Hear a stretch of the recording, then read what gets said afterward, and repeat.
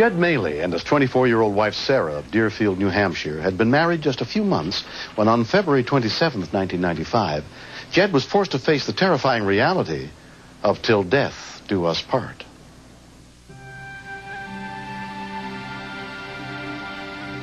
We consider each other best friends, and finally did get married, and we have the house that we've dreamed about. You know, we just got back from our honeymoon, and everything was just going so right for us. Hi, Nancy. It's Jed, Sarah's husband. I'm calling to let you know that she's not going to make it into work today. She was coughing and having a hard time breathing. At that point, though, she was treating it more or less like it was something that she could get control of. Okay. Thanks. Bye. You're all set. Sarah's had asthma since even before kindergarten. She knows the measures that she needs to take to get her breathing. So it's best for me to just keep my distance a little bit because, A, you don't want to distract her. B, you don't want to make her nervous. And C, you don't want her to have to talk if she's having a hard time breathing. About a half hour transpired, and I heard her say that she couldn't breathe. Call the ambulance. Call the ambulance. We don't have a 911 system, but Sarah had been smart enough actually to program the number into our phone. Deerfield Fire and Rescue. Hi, this is Jed Maley up on 201 Road. Yes, sir. My wife's having an asthma attack. She doesn't feel like she can make it to the emergency room. Okay. Has she taken any inhaler or anything like that? Yeah, she's got 3 of them, but... it's not doing any good. Right. All right, we'll have the ambulance head right up. All right, thanks. Bye. The nearest advanced life support unit was more than 12 miles from the scene.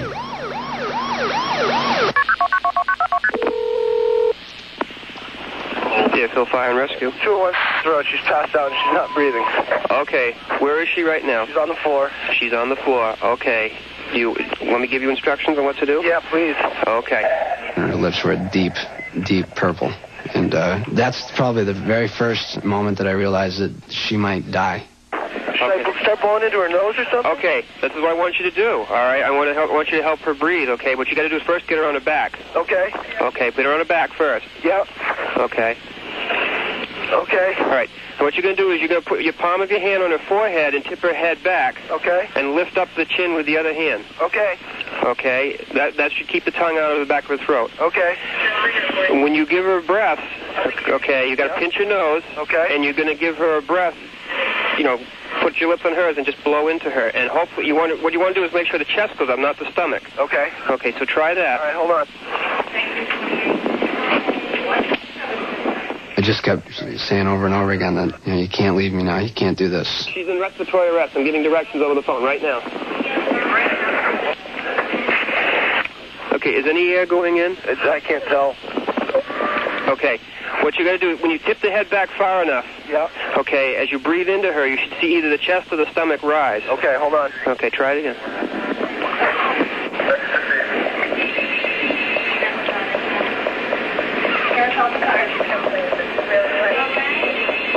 Is anything going in at all?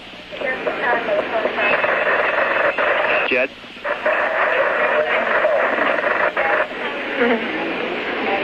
Jed?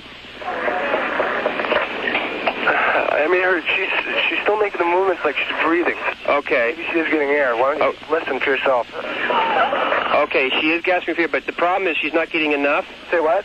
She's not getting enough air. Right. So you've got to keep doing it, okay? Okay. All right. But try and work with her. Watch her chest go up and down. Okay. Okay. Do a stay on the line with me. Yeah, I will. Okay, honey. I anticipated giving a nice big breath of fresh air and watching her chest rise, but when I blew into her mouth, it was like blowing against her hand. You know, she's dying in front of me. I'm hoping that it's working, but in the back of my mind, I know it's not. Jed?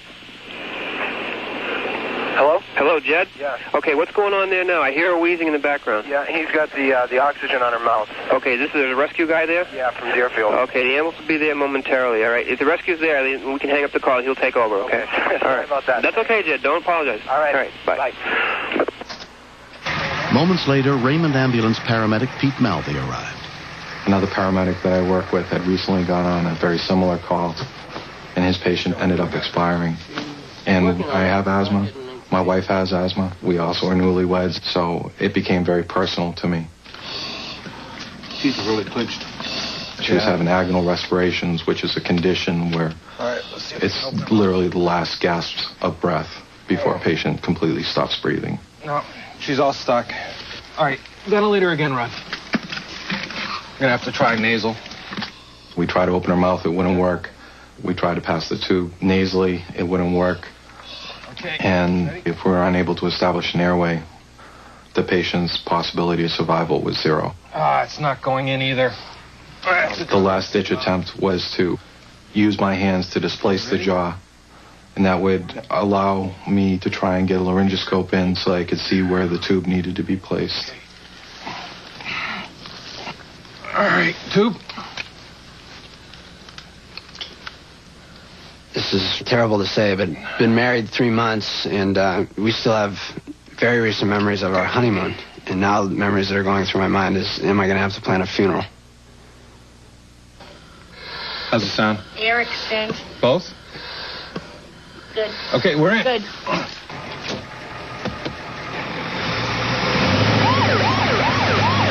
How's the bagging going? Really tough, tight. Okay, get Her lungs had basically collapsed onto themselves, so it was very hard to get any oxygen in.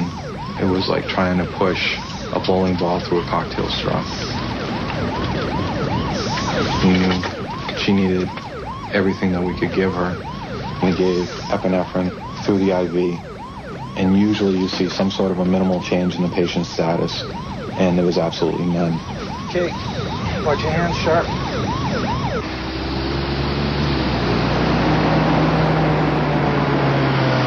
I got to the hospital, and one of the members who was riding up front in the ambulance started walking to the back, and I said to her, and I said loudly, "Is she okay?" Is she okay? And she looked at me and she didn't respond. And I mean, she was dead.